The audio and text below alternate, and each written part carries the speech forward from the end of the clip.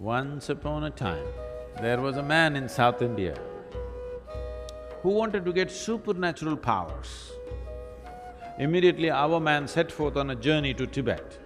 1 week of intense practice. He could not sit, stand or sleep. Now he went back, all the way back to Tibet once again.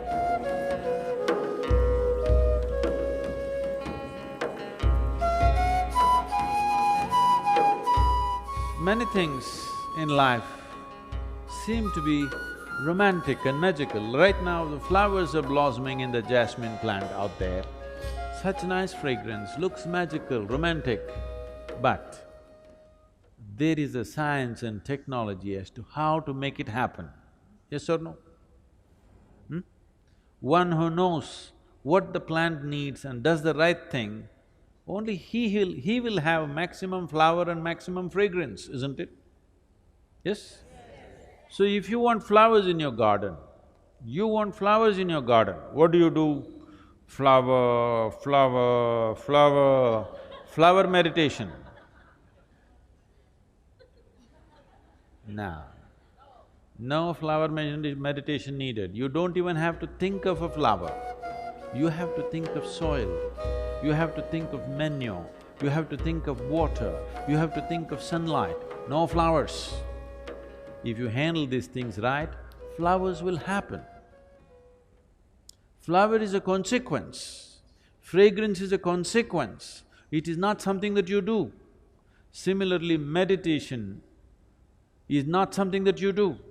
If you handle the body, the mind, the emotion and the energy properly, you become meditative. If you try to meditate, you will go crazy. I must tell you one story. Once upon a time,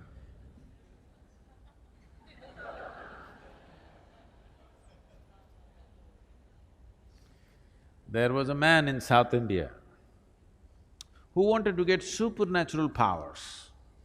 What are supernatural powers, you know? Supernatural powers, you know what they are? Somebody wants to walk upon water, somebody wants to fly without an airplane, everybody walks on the floor, so somebody wants to walk on the ceiling. Essentially, circus, they want to do something that nobody can do. So the man wants supernatural powers. He went from guru to guru. So many gurus he saw. Everybody said no. Then someone told him, these South Indian gurus, no good, no good. Because they're too conservative, they won't give you all this. I know a monk in Tibet where he has all the supernatural powers you want and he is willing to give it to you. Immediately our man set forth on a journey to Tibet. From South India to Tibet, walking across Himalayas, not an easy journey, but our man is determined. He wants supernatural powers. So he went all the way. He went to this monastery, the Buddhist monastery. The culture in the Buddhist monastery is very different from what we know here in South India. Here, people have been taught that Atiti Devo Bhava, that means a guest is God. If somebody comes to your home as a guest, you must treat that person like a god. Even if he happens to be your enemy somewhere else, when he comes to your home, you must treat him like a god. You must be saying in India, people see you and they're doing this because they want to treat you like a god. Because you come here, when they come to your place, they'll be different. But now that you're here, they want to treat you like a god. But in the Buddhist monastery, there is no such culture. If you go there, nobody will ask you who you are. Not because they don't care for you, because in their life, the biggest thing about their life is to find out who am I. If a new person comes just now, As soon as he comes, you ask him, who are you? It's a very big question. Yes? Very big question, isn't it? So they don't want to embarrass you with such a big question. So a new person has come, if you do not ask him, who are you, what is the next possibility? Where do you come from? Do you know where you come from? Now you came from China, that's not the point. Where do you really come from, do you know? From where you came into this life, do you know? Do you know? No. Where is that? Mother. Okay, to mother's belly, where did you come? You really don't know where you came from, isn't it? So they don't want to embarrass you with that question either. A new person has arrived, you don't ask him who you are or where you come from, not much room for conversation, so they don't talk to you. Lunch means there is a bell. If you want, you can go and eat. If you don't eat, nobody will force you because fasting is an important part of Buddhist life. If you are not eating, it is greatly respected, nobody will come and say, come and eat, because they think you're fasting. This is a strange situation for this man from South India. Because in South India, you must know this, if you go to somebody's home, it doesn't matter at which time of the day you go, you must eat. You tell them, no, no, no, I just had my dinner and came. It doesn't matter, you come to my home, you must eat. Because this is hospitality. This is a sure way to the hospital. Nobody asked him who you are, where you come and eat, nothing. He just hung around. When hunger overtook him, he went and ate and just hung around. 1 day, 2 days, 3 days, 3 weeks passed away. Nobody spoke to him. After 3 weeks, the old monk who was there called him. He knows why this man has come. He said, what will you do with supernatural powers? What will you do walking upon water? After 3 days, a boat will be better, you know. I will teach you the way of meditation. With this you can live a fruitful life. Our man said, no, no, no, no, I don't want your meditation. You think to learn meditation I have to come to Tibet? In India, we know every kind of meditation. Don't you forget, Gautama, the Buddha is an export from India.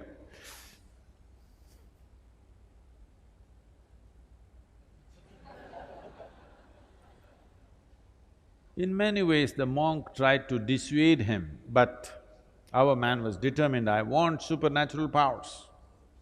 Then the monk said, okay, if you must have it, tomorrow morning, 4 o'clock, take a dip in the river and come here. Let's see what we can do. The secrets of supernatural, I will give it to you. Our man went 4 o'clock in the morning, had a dip in the river. This is not South India, this is Tibet. Temperatures are all minus. He took a dip, turned half blue. He went and sat in front of the monk. The monk looked at his condition and his determination. He said, see, this is very simple. There are 3 mantras. You utter these 3 mantras 3 times over, all the supernatural will be yours. Shall I reveal the mantras to you? Buddham sharanam gacchami, Dhammam sharanam gacchami, Sangham sharanam gacchami. These 3 mantras 3 times over you utter, all the supernatural is yours. Only thing is, when you're uttering the mantra, you should not think about a monkey. Is that all? That is all. Can I go, please? Our man came out of the monastery really jumping with joy.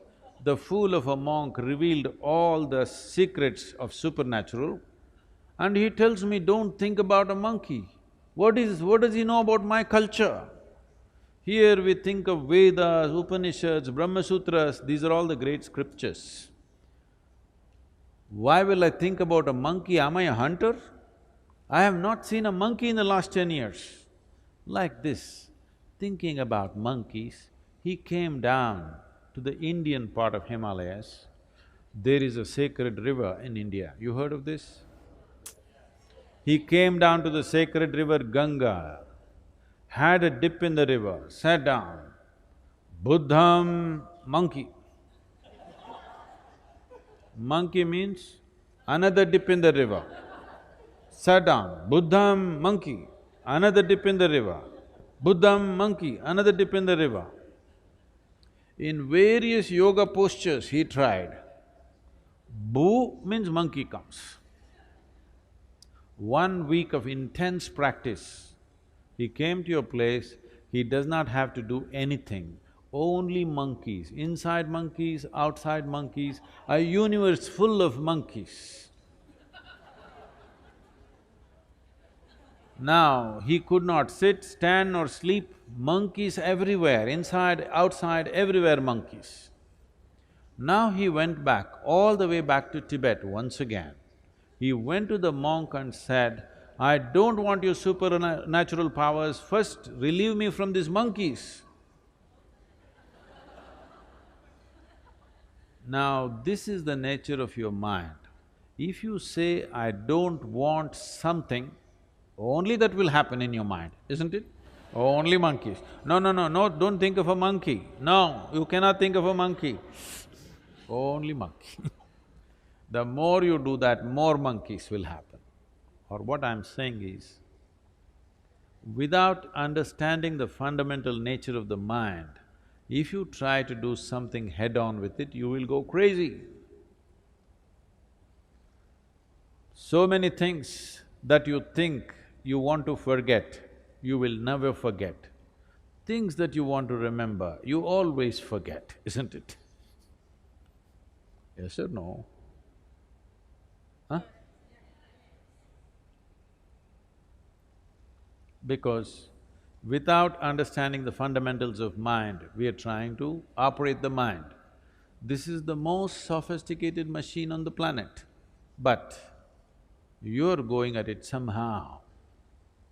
If you go at it somehow, sometimes it works. Most of the time, unfortunately, most people's minds are working against those people. When you were 5 years of age, when you were only that much, how joyful you were, and today, how joyful you are. Has it gone up or gone down? That means your mind is working against you. It is working against you simply because without understanding the fundamentals of what it is, you're trying to operate it. If you have a sharp knife, you must have a steady hand, yes? Yes or no? If you have a very sharp knife, you must have a very steady hand. Unsteady hand, you will either cut yourself or cut somebody. Yes or no? That's all that's happening right now. Once you became a human being, you have a sharp knife, no steady hand. That's why yoga, to create a very steady hand, so this sharp knife can be used the way we want, that it will not cut us all the time. Right now, all the misery that you see on the planet, all the human misery that is happening on this planet, where is the manufacturing unit? Shanghai? Where is the manufacturing unit? In your mind. Every kind of misery is manufactured only here. This should be manufacturing bliss for you, ecstasy for you, but it's manufacturing misery because there's no stable platform, it's all over the place. Once this mind begins to work for you, Once you are blissful by your own nature, there is no fear of suffering. Once you become like this within yourself, that your mind takes instructions from you, whatever happens, I will keep this blissful, this will become magic. This will become a fantastic instrument of well-being. Now you would like to explore the full depth and dimension of this life.